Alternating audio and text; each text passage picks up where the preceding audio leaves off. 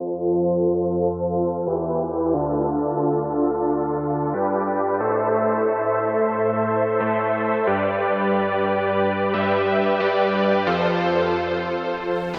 there, it's Stephanie Shea, Chief Astrologer for janspiller.com with your monthly horoscope, and this one's for you, Scorpio.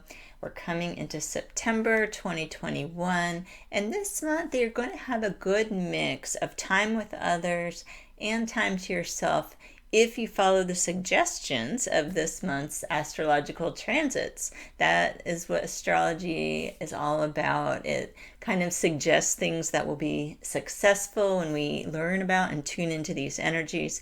We can easily go with the flow. So in general, the first week of September is going to be ideal to initiate new actions and relationships. And then as the month goes on, plan to slow down and finish what you've started. This month's new moon is at 14 degrees of Virgo, and it's on September the 6th. This is going to be a great new moon to set intentions related to friendships, groups, your community, humanitarian efforts, and big picture dreams and goals. This is kind of a big new moon for some Scorpio rising people. The reason for this is that it might be what's called your granddaddy power period. If you have read Jan Spiller's book, New Moon Astrology, you know about this special time every year when the sun is transiting your 11th house. Now, if you want to find out, if you're a Scorpio rising person, you can check the link in the description of this horoscope to find out if this is your granddaddy power period. And in her book, Jan outlines how this is the most powerful time for manifestation each year for people, depending on their chart. So check it out, Scorpio rising people. All Scorpios can use this new moon, of course, to their advantage. And I hope that you do, because the next day we enter the shadow phase of our next Mercury retrograde cycle.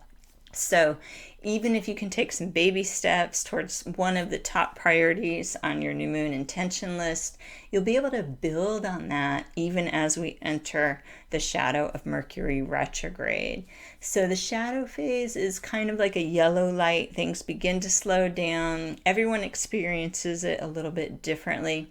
But in general, if you can start getting your mind focused on wrapping things up versus starting new things, you'll be more in the flow. And then when we officially enter the retrograde, September 27th, that's when you really want to slow down and definitely be focused on more resolving type of activities. The official Mercury retrograde dates are September 27th to October 18th.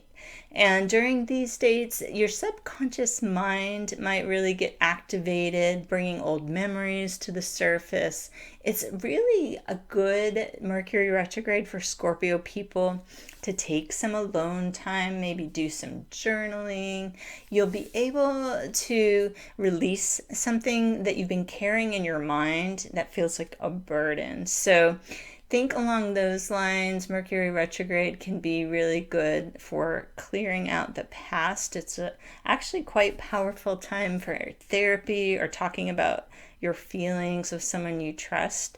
So consider that for this month. Now, we've got Venus moving into your sign on September the 10th. And that is going to be Venus in Scorpio, September 10th to October 6th. And this is going to provide some good energy for your relationships and put an emphasis on your self-worth.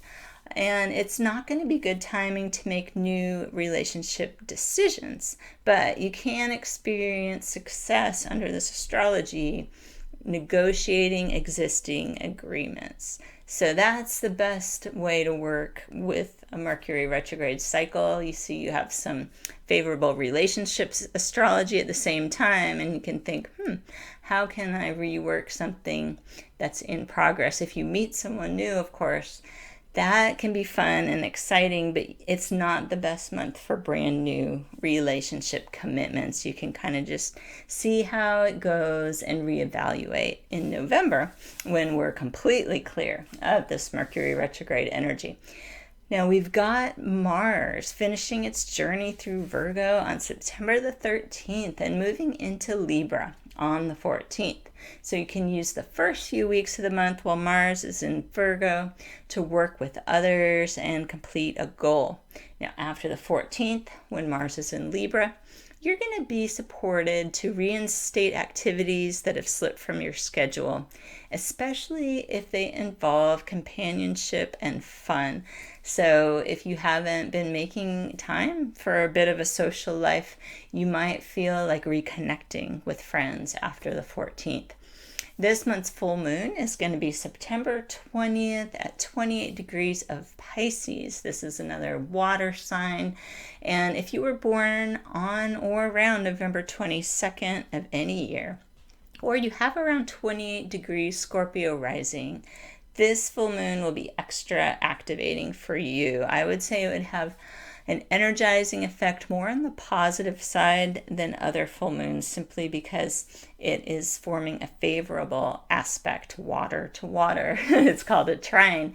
So all Scorpio people can benefit from the intuitive energies of this full moon. You'll probably get some spot on insights. Listen to your inner wisdom regarding a romantic matter, potentially, but listen to it regarding everything, but you may get a special insight on romance at this full moon. Now on September 22nd, the sun is going to ingress into Libra, and this date marks the fall equinox in the northern hemisphere and the spring equinox in the southern hemisphere. All over the world, it's Libra season, however.